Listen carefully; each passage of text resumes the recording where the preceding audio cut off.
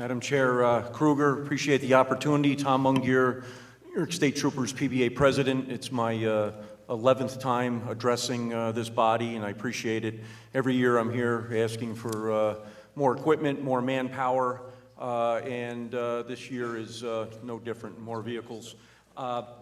Really hit on the crux of it.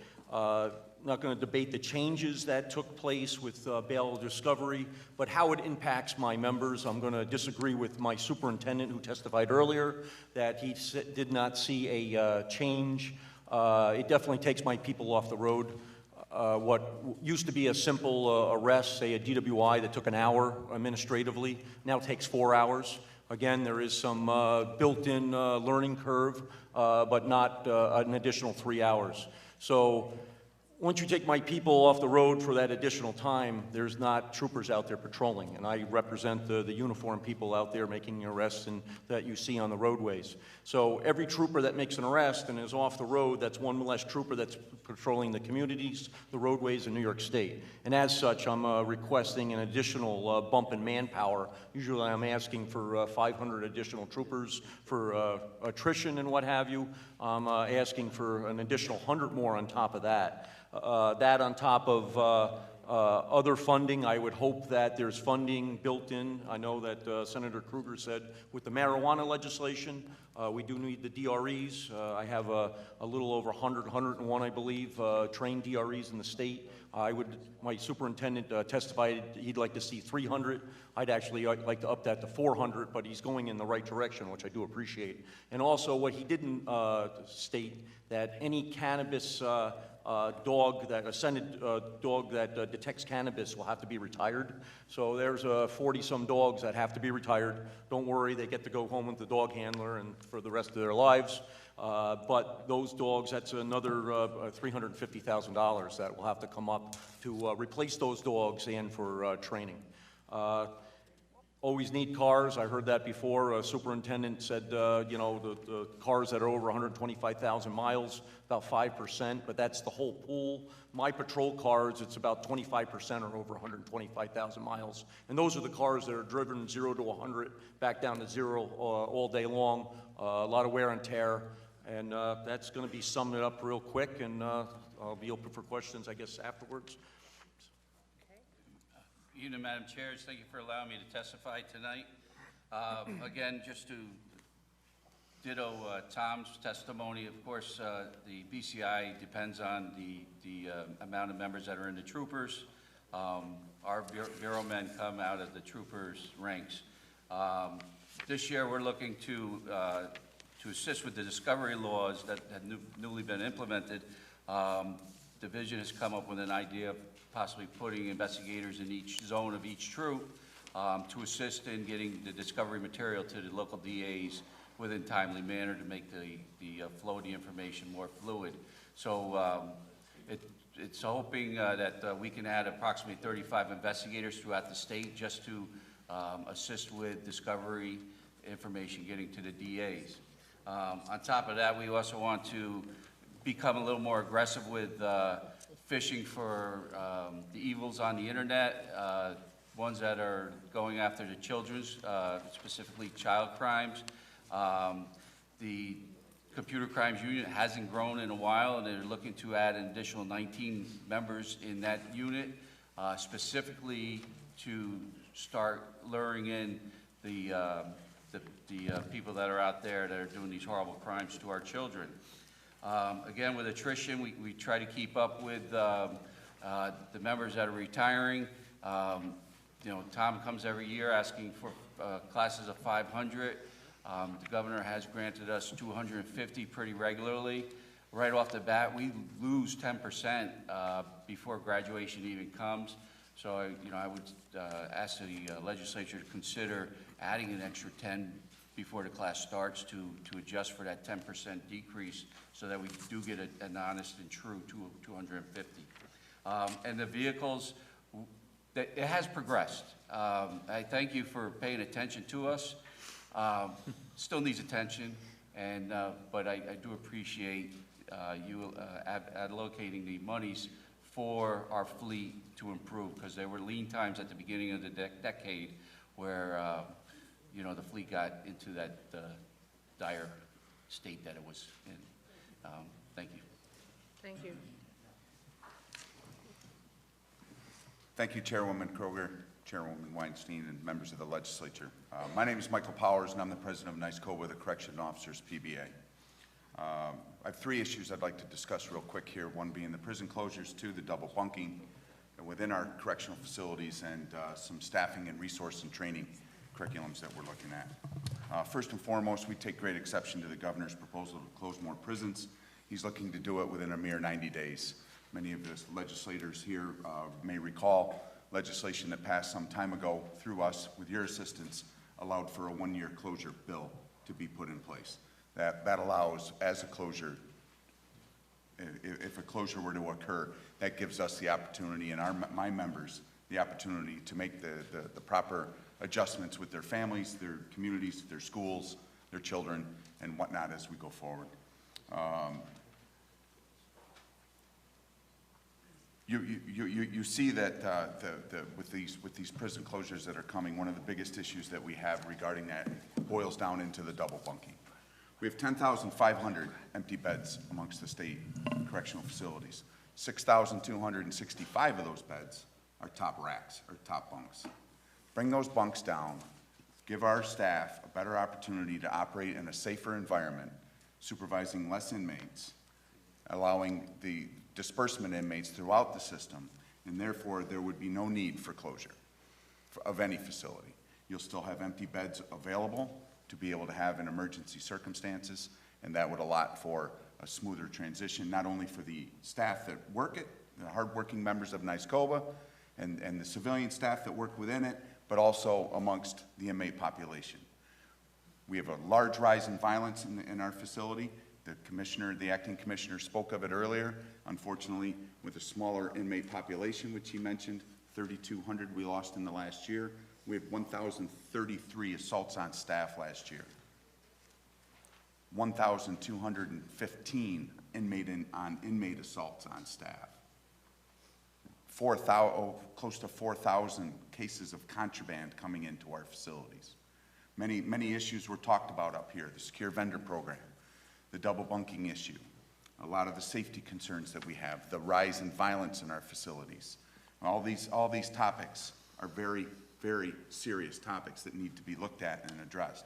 We understand there may be legislation that's looking to investigate the rise in violence in our facilities. We support that legislation. We want to work with the legislature to see what is the cause of this. Is it drug related? Is it contraband related? Is it territorial related? I apologize. So with the prison population may be shrinking, but the concentration of dangerous inmates within the population is increasing. In spite of the changes, the inmate population, the policy of double bunking in a medium security facility is not warranted anymore. With the changes from the NYCLU settlement and the SHU regulations of last year, with the legislature passed along with the governor, with those, everything is being relayed back into the general population. The need to bring down the double bunking to stop the inhumane practicing of putting 2 grown adults through the rehabilitation process kind of circumvents the rehabilitation process when you're putting 2 grown adults into the size of a space smaller than a parking space. That's the reality. Take that away, allow the disbursement, the true rehabilitation process to take place to bring about the changes that are necessary to bring about the rehabilitation process, to create a better environment. I'm confident that if the double bunks and the double bunking policy were to come down and be eliminated, that may decrease some of the violence and contraband coming into our facilities. It just creates for a dangerous environment. Resources, staffing, and training. I've spoke with the chair of the Senate Committee on Crime and Corrections, Senator Sepulveda. We spoke about training in one of his meetings. He supports additional training. I, as a 30-year employee of the Department of Corrections, receive 40 hours of annual training. I've been receiving that training since 1990. The department's changed vastly in the last 30 years. There's more to do. Our resources are tapped. We don't have the staff. We don't have the training, and we are in dire need of it. And 2014, the department entered into a memorandum of understanding for staffing reviews. We were allotted a certain amount of staffing to be adhered to. And in 2017, I am still awaiting 192 security items for our correctional facilities. Now he Thank wants to you. shutter prisons. Thank you. Thank you. And for waiting. I know it's been a long day. I've been here since 9:30 myself, so I have a couple of questions for Mr. Powers, President Powers. I enjoy a good working relationship with your union. As you know, we've been working on a number of issues. One thing, we don't agree on every issue, but you always have my ear, and I always listen to what you propose, and hopefully we can agree on more issues than disagree. I am going to make a push to end double bunking this year, especially in light of the two closures last year and potentially anticipated closings this year. I think it makes more of a need to end double bunking once and for all, and I think it's something that's good for the incarcerated individuals as well as the correction officers. So I think it's a win-win. I know there was some pushback last year, but I'm hoping to put it on an agenda of my committee and get it done this year. And I hope you'll actively support us on that. And one thing I want to ask you, I know you mentioned the contraband issue and the safety issue. It was a 2-year process, but we passed a bill for local jails. It's particularly important to Rikers Island to get body scanners that were used as opposed to the magnetometers that they used to use at Rikers Island. And that's eliminated a lot of contraband, a lot of ceramic weapons that have come in that weren't detected by the magnetometer. Do you think it makes sense to have some of these body scanners in state facilities? Absolutely. We encourage more technology, and not necessarily some of the same technology that, more of the technology that we already have, but our brothers and sisters down in the New York City Department of Corrections have the body scanners, and they're quite effective. I know that they're costly. I know that, and we have a large state agency here, but you made a very good point regarding the ceramic type weapons that are coming into our system quite frequently.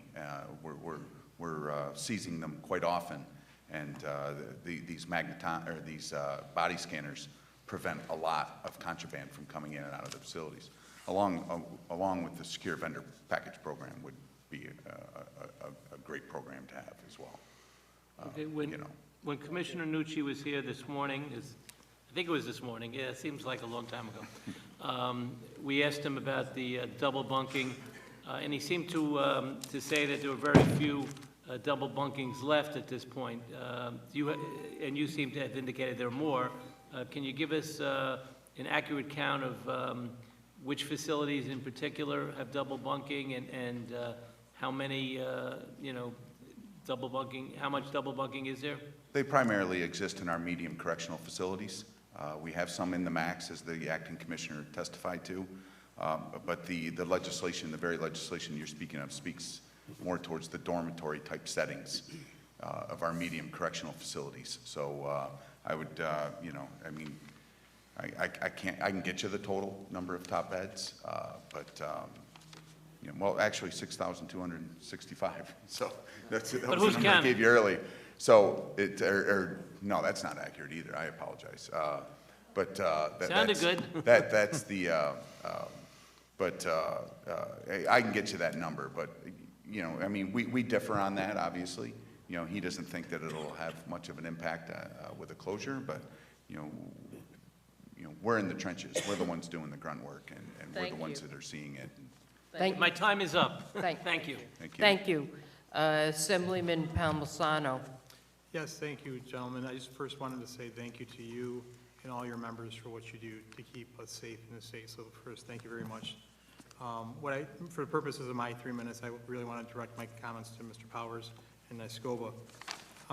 The acting commissioner was here earlier, and a lot of questions came up, particularly around the secure vendor program, use of canines. And I was made aware earlier about recent examples of 3 facilities just today for getting suspicious packages, 10 getting contraband in the past week. And it also came up about, the concern I have and a lot of our members have is, are you being provided the necessary equipment for your members to be safe, protected while doing their job? Because I know the issue with the fentanyl up north, where 11 individuals went to the hospital, and I keep hearing about these nitrile gloves, and that was brought up, and the commissioner said, yes, they are provided to your members. But I've also heard that while they're provided in restricted areas, are they readily available because you deal with cell searches and pat-downs? Are these gloves readily available throughout for all your members, or are they restricted areas? That was one question I wanted to get to. They're primarily in the medical departments and some of the, in the package rooms and in the mail rooms. Some of the contraband coming in, the ones that you mentioned earlier regarding the 3 today at 3 correctional facilities had suspicious mail packages coming in that were deemed to be saturated with a chemical. And sometimes we worry about it being fentanyl or some type of Suboxone or synthetic drug of some sort. But yeah, we have asked for them. We continually ask for them. We want all of our staff in the field to have access to that equipment and to other equipment as well. But the nitrile gloves are something that we've been driving home for some time, yes. Another question I want to get to, I know there's going to be a transfer of youth offenders going to OCFS. And based on your experience and what you've already encountered, is OCFS readily going to be available to handle this situation without the presence of corrections officers? Or what can they expect moving forward with this change and without corrections officers in these facilities with these youth offenders coming to OCFS? I can speak from our experiences with the adolescent offender program, but I can't speak for OCFS. I'm not familiar with their procedures or anything of that nature, so I don't want to get into that. But they'll have their hands full. Okay, and then the other thing I wanted to ask you is just because with the time left, I mean, I and a number of my colleagues want to make sure your members can be safe doing your jobs. If there are 3 things you would say, give us to help us, if you give us these 3 things, that would help us protect us so we can do our job safely and make it a better environment for our members to work in. What would be those 2 or 3 things if there's just saying it out loud here to everybody? Staffing, without question. We're owed staffing from 2017 that we've yet to receive. Additional training, equipment, resources to protect our members in the field. You know, a lot of the technology that's coming forward, and obviously to bring down the double bunks and make it a more secure environment for us to be able to operate in. Thank you again for what you and your members do for us. Thank you, I appreciate it. I'll be Thank sure to convey that, thank you. Thank you. Thank you. Assemblyman Riley? Thank you, gentlemen. Appreciate you coming and offering some testimony. I had a feeling I was going to hear something different. Regards to the state troopers with the discovery law, is there any way that we can, maybe you can provide me with some information, maybe some literature that went out from the actual organization, from the agency, surrounding training on to the troops that are in the field? Secondly, I wanted to touch on the request for additional troopers for the academy. I'd keep my eye out for this request for the MTA, New York City Transit. I would not want them to relocate troopers just to the transit, because I could see that happening. It's pretty ironic that we're also talking about mergers of different departments when in 1995, some of my colleagues that were in transit and housing in New York City called it a hostile takeover.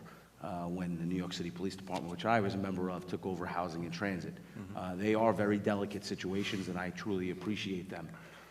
So we want to make sure that we stay on top of that, and thank you for giving the information on that. Additionally, the 35 investigators just to support discovery. New York City Police Department is doing that right now with civilians, and it's costing them a fortune. And I think that's the missing point that I had in my earlier question to the superintendent was, I know there's dollars that are attached to this, and that's what we need to find out. So if you can maybe just share some information about specific training that may have taken place. Thank you. Thank you, sir. Thank you. To President Powers, I just want to, I believe you shared that you are supportive of legislation to research the rise in violence? Yes, sir. And equally, when you're saying that there's a need for additional money for training, is there an approximate dollar figure? I don't know. We can get you one. You have a sense of It's even... pretty outdated. It'd be costly. Understand. You have a sense of what would be the particular type of training that is most needed that's not currently happening? Well, it's pretty involved, sir. We've seen a lot of changes. You know, there's a lot of mental health issues within, within our correctional setting that need to be addressed. And as I mentioned, I receive 40 hours of annual training a year. And, I've been receiving that since 1989. And, the department's changed and there's much more need within the facilities that we need to be out in front of. And to cram that all into 40 hours, what I've had for 30 years, is not sufficient. We need that training, we need that time, we need those resources to be able to effectively treat and do our jobs sufficiently. Absolutely. And I want to say I appreciate the conversation around training and can respect and acknowledge the urgency around that. I believe the legislation you're referencing is actually Senator Sepulveda's legislation, so definitely we'll want to work with him on that. And then President Quick, Chris, good to see you. Just again for clarity, I believe you said earlier, additional 35 persons for discovery and additional 19 individuals, I believe, for online. I just want to make sure I have clarity on those two elements. That's correct. There's 10 troops in the state. Each troop is broken up into zones. We have approximately 33 zones, so figuring out approximately 35 investigators in a special detail that just addresses the discovery, getting that acting as a liaison to the district attorney's offices, and then the additional 19 investigators. Division of State Police is looking to ramp up their computer crimes unit to be more proactive in,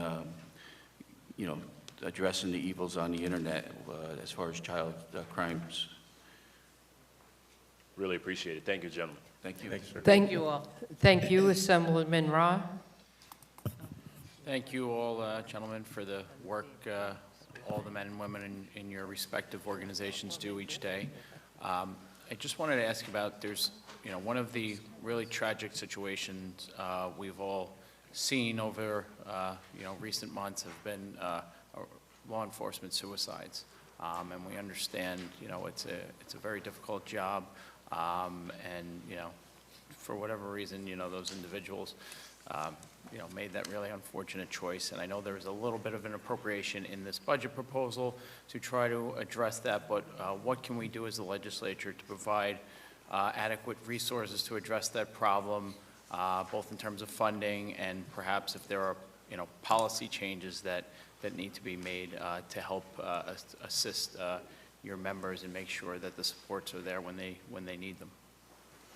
The state police has been hit hard with, unfortunately, the suicides. We have seen a spike over the last decade. And I will say this administration, headed by Superintendent Corlett, they are addressing it. They are trying to, come up with, I don't want to say a solution, but help out there. Teamed with our employee assistance program, they are trying to donate or designate more resources in that direction. But as far as the legislature, we'd be open for any increased funding. I couldn't sit here and put a dollar amount on it, but it's something that we definitely, as cops, you don't, you're helping people all the time, but you seem to get in a position where you don't ask for help yourself. And trying to break through that wall is the big thing.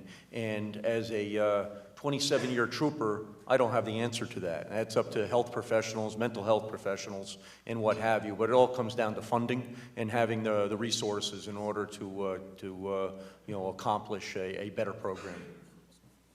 We have seen similar as well. We've seen a significant rise in suicides with our members, and not only that, but just within the correctional settings as well. But obviously more.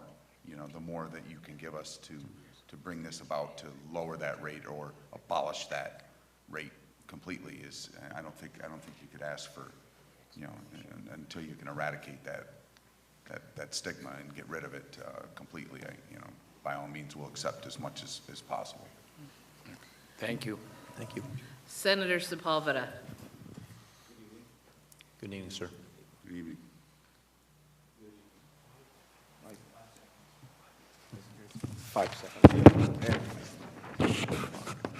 Good evening to all of you. This is a question for Mr. Powers. First of all, I want to thank you for agreeing to meet with us a couple of weeks ago, several weeks ago, and being willing to listen to all sides on the issues involving your members, correctional facilities, and things that we need. I don't know if you heard earlier, I asked questions about the services that should be provided by docs to the members for mental health services, both for them and training so that, for them, so they can deal with people that are incarcerated in a better way. And they told me, the commissioner indicated that in fact there has been some of that, a lot of it, and that it has been successful. And some of my colleagues already asked you some of the questions that I wanted to ask you, but just two quick questions. I don't have a lot of time, but according to docs, previous closures have not resulted in any layoffs, but do require relocation by docs employees. What is the rate of attrition of staff after the closure? Are you aware of it, Mike? What, the rate of attrition at what? When you close a can you hear me okay? Yes. There's a bit of an echo here. With the current closures of facilities, docs has indicated there have been no layoffs, but they do require relocation of the employees. What is the rate of attrition of staff after closure of these facilities? Are you aware of the numbers? I would imagine it's a small number. It depends on who's eligible upon, you know, if they were to target a facility and have the facility close, some people may not be down for a relocation. They may have the time to opt out and retire. I can get you those numbers. I'd be happy to get you those numbers. You know, that's, I would think that it's too many, maybe out of a facility staffed with 300 security, maybe 10. Maybe, maybe, just tight. And I'm just throwing that out there. So it hasn't been a big issue with the membership about relocating once the facilities are closed? It's a significant issue, without question. When a facility shutters and your family has to get uprooted and moved on, and, you know, that's one of the reasons why we came to the legislature years ago to pass that one-year bill, that one-year closure notification bill, to allow the facility closure. You know, they don't announce them anymore. They don't give us what facility is going to close. They don't allow it, and before you know it, 90 days, and bang, you know, your life's turned upside down within the 30-day period. You know, that's not fair. It's not consistent. It's not a way to treat your employee, in my opinion. You know, but with that being said, you know, that's the burden that we have with that. So when a relocation, when a closure happens and staff have to relocate, sometimes it's significant, and depending on, you know, we're a seniority-based operation. So with that being said, it has a huge impact on not just the member and the community, excuse me, but the families. You know, the children in school, and you know, he could be an EMT in the community. You know, there's a huge impact on that, huge. But has docs provided the kind of financial assistance needed by the membership to go to a new location? Financial assistance? No, Yes. no. So No. no level. What we have is a working relationship. When we do, we try to work with them so that we can adequately find a place for somebody. We work with them to try and soften the blow for the membership. We don't condone it. We don't want to see the closure. We don't feel the closures are necessary. And then when that happens, you know, we work with the department through seniority and through reassignment lists and what's available to help relocate the staff. And if some can't get to a facility of choice by seniority, sometimes they're forced into a layoff. So let's continue our discussion, see what we can do to alleviate Absolutely. the pain that members have to go through, even financial or otherwise. So we can continue our discussion. Thank you very much. Thank you. you. Thank you. Assemblyman Levine?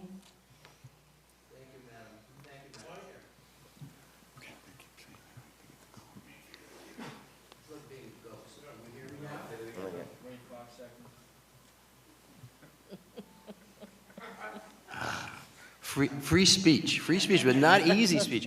Couple of things. We've all heard throughout the day a lot of people speaking speeches that are written. You all spoke from the heart, and we heard you, and that's appreciated. And I think the people of the state of New York appreciate knowing that you and your members are there to watch out and protect everybody. So thank you.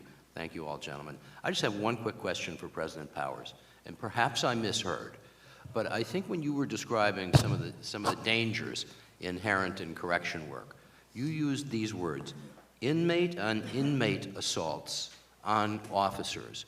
Did I hear you correctly? Well, there are two different categories, inmate on inmate assault and inmate on staff assault. All right, okay. Thank you. Thanks for that clarification. Yep. And thanks, gentlemen. Okay? I think now we're done with you, gentlemen. Thank you very much for staying Thank with you. us Thank tonight. Appreciate it. All right.